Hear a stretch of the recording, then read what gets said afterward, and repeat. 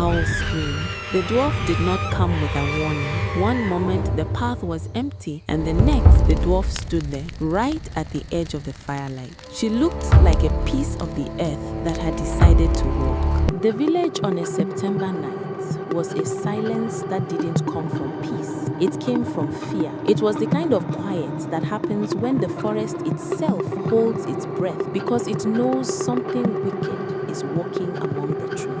Elders say that when the forest is very quiet, it is not because the animals are sleeping. No, it is because they are listening to the footsteps of the spirits. In the village, the September air is usually sweet. It is the time of harvest, the time when the cocoa is turning gold and red, and the scent of drying maize fills the nostrils. But that night, the air was different. It was thick. The towering giant trees, the ones that have seen the rise and fall of kings, leaned over the small mud houses as if they were hiding dark secrets for any human ear to bear. Abena sat on a stool outside her hut, her hands idle in her lap. Usually, her hands were never still. They were always pounding ginger or cutting firewood. But tonight, her fingers felt like lead. She looked at the fire flickering in the center of the compound, and the shadows it cast against the wall didn't look like shadows at all. They looked like reaching fingers. She should have gone inside. She should have whispered a prayer to the Almighty, but something held her there, a feeling of evil to come. Then an owl screamed. The dwarf did not come with a warning. One moment the path was empty, and the next the dwarf stood there, right at the edge of the firelight. She looked like a piece of the earth that had decided to walk. She was small, barely reaching the waist of a grown man. Her legs resembled goat's legs, and her presence filled the entire compound. Her skin was shining, and her hair was a wild, free-form locks of silver and charcoal. But it was her shadow that made Abena's blood turn to ice. Though the woman was small, her shadow stretched out long and jagged, reaching all the way to Abena's door like a black tongue tasting the house. In the village, they don't call her a dwarf to her face. They called her Adoma, or the forest daughter. They knew she belonged to the world of the dwarfs, the short, powerful spirits who know the secrets of herbs and the language of the rocks. Abena, the dwarf, spoke. The voice did not sound like a woman's. It sounded like the rubbing together of dry tobacco leaves. It sounded like the earth cracking during a drought. Abena's heart jumped into her throat, beating like a trapped bird. Adoma, she whispered, her voice trembling. It is late for a visitor. Let me fetch you some water. Adoma did not move. Her eyes, milky and ancient, stayed fixed on the door where Kwame lay sleeping. I did not come for water, Abena. I came for what is mine. The forest is a patient creditor, but it never forgets a loan. The time has come. My daughter is restless in the cold mists of the spirit side. She is tired of dancing with the wind. She needs a house of flesh to warm her. She needs a husband to ground her to this air. Abena felt a cold sweat break out across her brow. She stood up, her legs shaking. Adoma, I beg you. Kwame is my only son. He's just 16 years. He hasn't even seen the world beyond the big river. He's just a boy. Adoma took a step forward. The fire suddenly hissed and dimmed, as if the spirit's breath was stealing the heat from the flames. 16 years is a long time to wait for payment, Adoma rasped. Do not look at me with those accusing eyes, Abena. Look at yourself.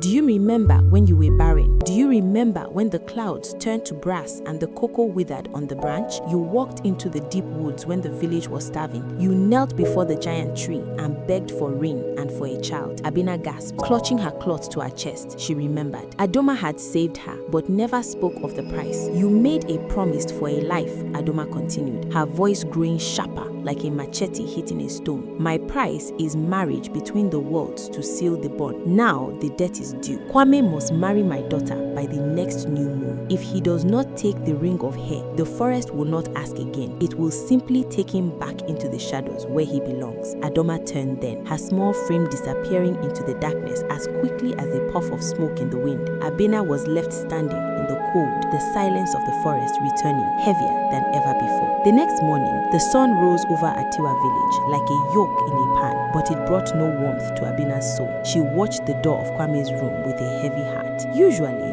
Kwame was the first to wake up. He would be out in the yard whistling a high-life tune, sharpening his cutlass for the day's work in the cocoa farm. He was a strong boy with shoulders broad like a bull and a laugh that could make even the grumpiest elder smile. But today, there was no whistling. When the sun was already high enough to burn the dew off the grass, the door finally creaked open. Kwame stumbled out. He didn't look like the boy who had gone to bed last night before. His walk was heavy, his feet dragging in the dust. His skin, usually the color of rich chocolate, looked ashy, like a fire that had been put out with sand. Kwame, Abena called out, her voice full of a mother's pain. My son, what is it? Kwame didn't look at her at first. He sat down on the porch, his head hanging between his knees. Ma, he murmured. His voice was thin, like a thread about to break. I had a dream last night. It was too real. I could smell the damp earth in the room. Abena moved closer, her heart sinking lower with every word. Tell me, Kwame, there was a girl, he said, shivering despite the morning heat. Her skin was shining like polished bronze, but when she moved,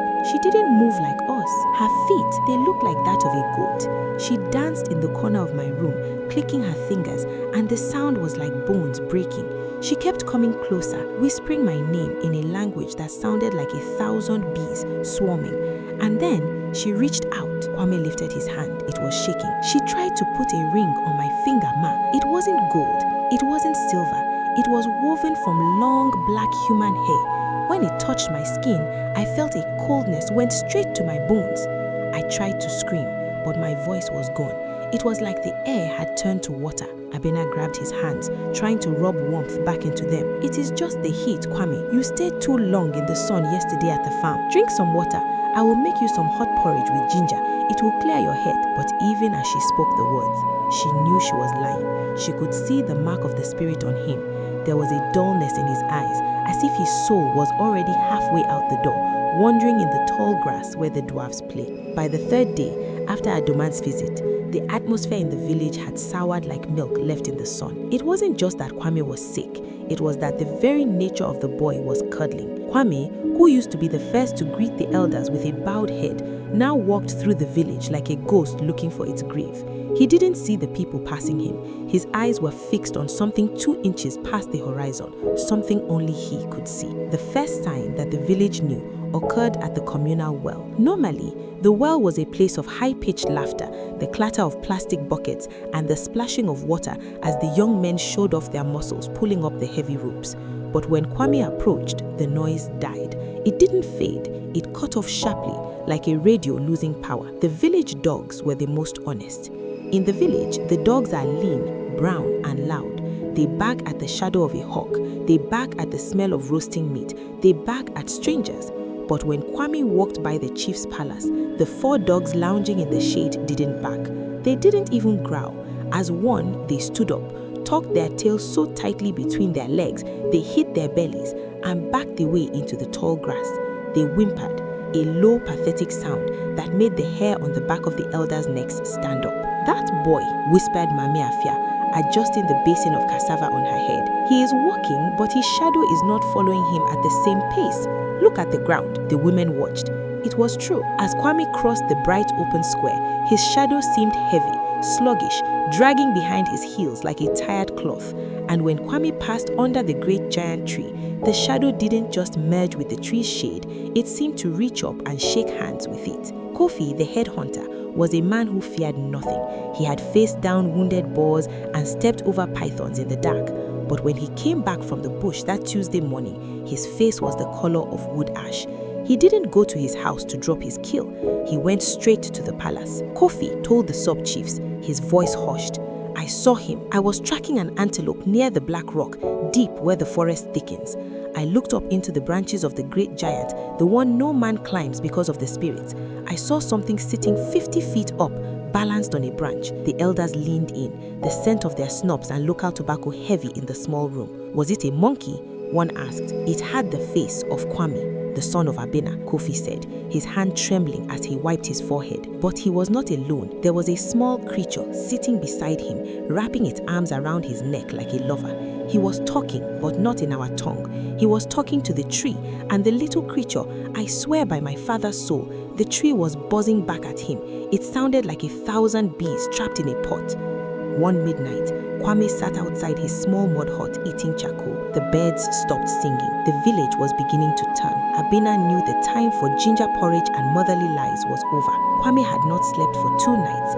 Every time he closed his eyes, his body would jerk violently, and he would scream that the girl with the goat's feet was pulling his toes, trying to drag him away. On the 3rd morning, Kofi, the hunter, appeared at Abena's door. He didn't come to gossip. He came with the authority of the village behind him. "Abena," he said, his voice grave, "your son is talking to trees. The dogs are afraid of his scent. You must take him to the Juju woman at the edge of the valley. If you don't go now, the youth of the village will come and drive him into the bush to protect our children. A fire in one house can burn the whole town." Abena didn't argue. She tied her cloth tight around her waist, grabbed Kwame by the hand. His skin felt like cold marble, and led him towards the hut of the seer. The forest is not done with Kwame, and neither is Adoma. Part 2 is where the real battle begins. Follow now, or you might miss the ending.